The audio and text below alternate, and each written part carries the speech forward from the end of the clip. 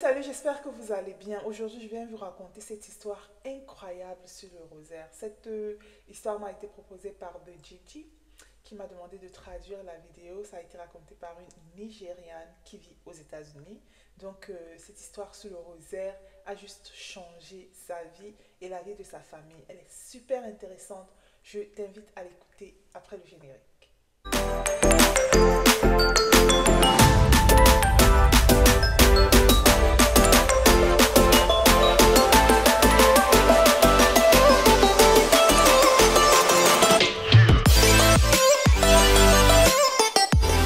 Bienvenue dans cette vidéo. Si c'est la toute première fois que tu vois ma tête, bienvenue. Moi, c'est Cathy Bomi. Ici, nous parlons de Jésus-Christ, de Maman Marie, des anges, des saints, de l'Église catholique. Si ce sont des sujets qui t'intéressent, alors n'hésite pas à t'abonner, active la cloche de notification pour ne rater aucune de nos vidéos. Pour toi qui es un habitué de la chaîne, grand merci d'être parmi nous. Ta présence ici est vraiment appréciée. Aujourd'hui, je te raconte l'histoire de O Maria. O Maria est une Nigériane qui vit aux États-Unis. Et elle a vu sa vie changer grâce au rosaire. Donc, je te dis comment cela s'est passé. Donc, Omaria est une dame du Nigeria. Elle est née d'une famille de 5 enfants. Elle est la dernière née. Et dans sa famille, sa maman était super catholique. Elle priait le rosaire chaque jour. Sauf que son papa, lui, il n'avait jamais mis les pieds à l'église. Il ne priait pas. Il n'allait jamais à la messe. Donc, tu vois, il était l'église et lui, c'était pas vraiment ça. Et donc, sa maman continuait à prier et tout. Quand elle est arrivée au collège, elle aimait beaucoup le sport. Elle faisait beaucoup de sport, le kickboxing, la course. Elle avait au moins 3 4 boulots. Elle travaillait dur, sa vie, elle aimait la fête. Enfin, la vie de jeune fille, quoi. Sauf qu'à un moment donné, son corps a juste shut down. Elle a fait comme une petite dépression où elle n'arrivait pas à se lever du lit. Là, le jour se lève, le jour se recouche, elle est couchée au lit, elle n'arrive à rien faire. Ceci a pris un mois environ, où elle était juste down dans sa peau, elle n'arrivait à rien faire. Elle ne pouvait pas travailler, elle ne pouvait pas aller à l'église, elle ne pouvait rien faire. Le sport qu'elle aimait, elle a tout arrêté. Rien ne l'intéressait en fait. Donc c'était devenu comme une petite dépression qu'elle faisait. Et un jour, cette petite voix-là lui dit, va à l'église, va à la messe. Et après la messe, ne pars pas de suite, prie ton chapelet, le rosaire. Et ce qu'elle a fait, elle s'est levée, elle a trouvé la force, elle est partie à la messe ce jour, elle s'est mise à prier. Après la messe, elle n'est pas rentrée, elle est restée prier son rosaire. Après le rosaire, elle se lève, elle rentre. En rentrant dans le parking lot, elle voit un ancien camarade, un ami. Ça faisait longtemps, ils ne se sont pas vus. Son ami lui dit, mais Maria, ça fait longtemps, je ne te vois plus à l'église, j'espère que tu vas bien et tout. Elle dit, ah, elle est là. Son ami lui dit, est-ce que tu pries toujours le rosaire? Je sais que tu aimais beaucoup le rosaire avant, est-ce que tu pries toujours? Et elle n'a pas su quoi dire, elle dit, ouais, je viens juste de prier même le rosaire. Alors que elle ne priait plus, elle, le rosaire, elle avait arrêté. Mais elle, comme elle venait juste de prier, elle dit, ouais, je viens juste de prier même. Et son ami lui dit qu'en fait, il y a une consécration à Jésus par Marie. Je t'invite, tu peux venir, ça va vraiment t'intéresser, viens et tout. Elle n'a pas su trop quoi dire, elle s'est dit, bon, voilà, je vais voir. Le gars dit, donne-moi ton numéro, je vais te rappeler. Et c'est comme ça qu'elle donne son numéro et elle s'en va. Et le gars la rappelle, écoute, voilà, viens à la consécration à Jésus par Marie et tout. Elle décide d'y aller. Et au 11e jour de cette consécration, elle dit que sa vie a tout simplement changé. Elle a eu ce deep sense donc de c'est quoi le rosaire, des prières, les méditations, les mystères. C'est comme si ses yeux s'ouvraient en fait sur la vie de Jésus, la vie de la Vierge Marie, la vie. Et c'était juste incroyable. Elle dit que elle a eu cette deep transformation within elle, tu vois, au-dedans d'elle. C'est comme si ses yeux s'ouvraient en fait sur les choses spirituelles, sur la vie. Donc pour elle, c'est vraiment comme si le rosaire était devenu vivant, comme si elle vivait vraiment les mystères là, de la vie de Jésus, tu vois. Et sa relation avec le Seigneur est tout simplement devenue beaucoup plus profonde. Après cette expérience, elle a eu tout simplement envie d'aller beaucoup plus souvent à l'église, de faire sa confession beaucoup plus souvent, d'aller à la messe, daily mass. Elle a commencé à aller à la messe chaque jour. Même pas que Même plus seulement le dimanche, quoi. Mais elle allait à la messe chaque jour, elle faisait son rosaire chaque jour, elle faisait ses confessions. Bref, elle a eu cette intimité profonde là avec le Seigneur. Tu vois, sa vie a juste changé grâce au rosaire. Donc, elle dit que elle a appris que, quel que soit ce qu'elle demande au Seigneur dans la prière du rosaire, là, que ce soit peut-être des choses physiques, comme des choses spirituelles, tout ce qu'elle demande au Seigneur, si c'est que le Seigneur ne donne pas, si c'est que sa prière n'arrive pas, n'est pas exaucée, elle sait, même si ça ne se passe pas comme elle a demandé, ce qui est sûr, c'est que si elle a fait sa prière par la prière du rosaire, ça se passe au moins comme le Seigneur le veut. Donc, elle a appris à s'abandonner totalement au Seigneur grâce au rosaire. Elle a appris à faire confiance au Seigneur grâce au rosaire.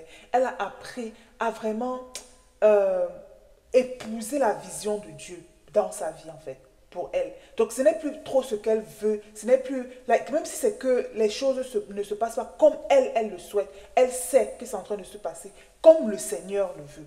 Et ça va juste changer sa manière de voir les choses, sa manière de vivre, sa manière de faire, grâce à la prière du rosaire, en fait. Un jour, elle se lève pour aller à l'église, parce qu'elle allait déjà à l'église chaque jour, elle allait dans son daily mass. Quand elle revient, sa mère lui dit que ma fille, il y a quelque chose d'étrange qui s'est passé. Sa fille lui dit, mais quoi maman? Elle dit que ton papa, quand tu t'es levé pour aller à l'église, il m'a demandé si on pouvait prier le rosaire ensemble. Son père, qui n'est jamais allé à l'église, qui n'a jamais prié le rosaire, son père a 93 ans.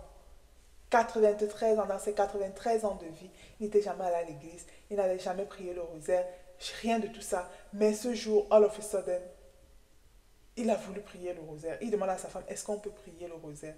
Et depuis ce jour-là, son père prie le rosaire every single day. Il a commencé à être beaucoup plus actif, même dans sa parole, à 93 ans.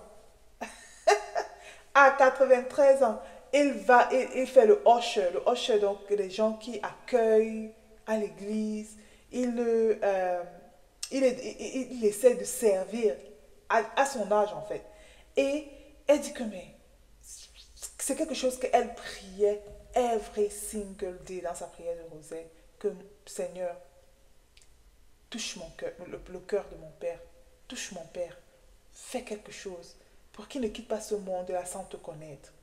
Et tu vois le miracle qui s'est produit. Un beau jour, son père dit, je veux prier le rosaire.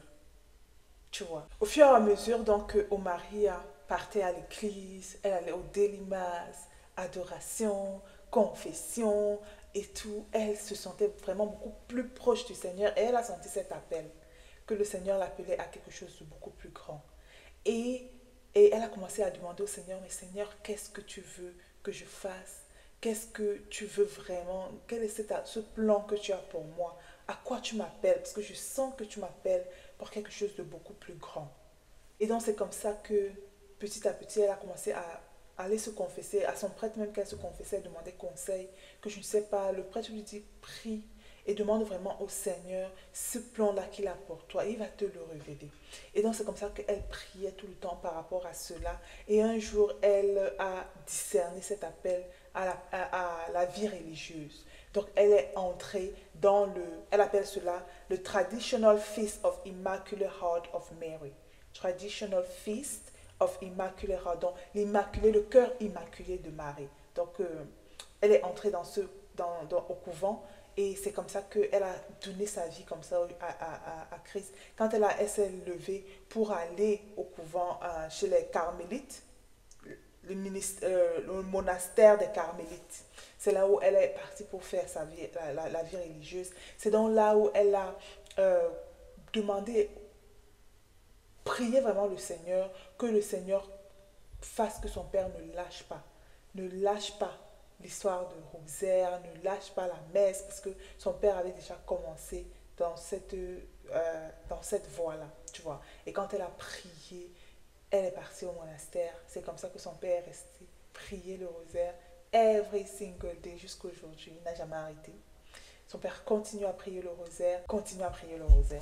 Moi, je trouvais cette histoire très belle pour tout. Ça donne espoir, en fait, à tous Par exemple, les parents qui voient leurs enfants se détourner du chemin du Seigneur, les épouses qui voient leur mari se détourner du chemin du Seigneur, ou alors les époux, vice-versa, tu vois. On a toujours quelqu'un autour de nous que nous souhaitons, nous prions pour que cette personne ait cette relation-là un peu plus profonde avec Dieu. Et cette histoire nous rappelle tout simplement que nous ne devons pas give up dans nos prières. Ça va prendre le temps que ça va prendre, mais one day, the Lord will answer us. One day, le Seigneur va nous répondre, tu vois. Donc, ne nous décourageons pas dans la prière. Continuons à prier. Continuons à intercéder pour nos proches, ok? Parce que quand nous prions, la prière, en fait, ça ne se perd pas, ok? Ça ne se volatilise pas, que ça se perd comme ça dans les airs. One day, les prières vont payer, quel que soit pour qui nous prions, que ce soit pour nos enfants, pour nos époux, pour nos conjoints, pour nos épouses, pour nos amis, quel que soit ce que nous prions, ne nous décourageons pas, parce que le Seigneur écoute nos prières et il va nous répondre. Voilà. Donc j'ai trouvé cette histoire très belle. Je traduisais en fait l'histoire à cette fidèle abonnée qui m'a posé la question si je peux traduire l'histoire de Omaria. Voilà, je l'ai fait. C'est l'histoire de Omaria, comment elle a décidé d'abandonner, de donner sa vie au Seigneur, de s'abandonner totalement au Seigneur, tu vois, grâce au rosaire, grâce à la prière du rosaire. Elle a vu sa vie tout simplement changer et elle s'est rapprochée comme ça de Jésus. Comme je lui dis toujours, quand nous allons à Marie, ce n'est pas pour nous éloigner de Jésus. Ce n'est pas le rôle de Marie. Le rôle de Marie, c'est de nous rapprocher encore plus de son Fils. Quand tu vas à Marie, sache que elle va te faire aimer Jésus même encore plus. Elle va te faire aimer Jésus même encore plus. C'est ça qui est, c'est la beauté en fait de prier avec notre maman. Voilà. Donc c'était l'histoire de Omaria. Si tu as aimé, n'hésite pas à mettre un pouce bleu, abonne-toi, active la cloche de notification pour ne rater aucune de nos vidéos et on se dit à la prochaine. Bye bye.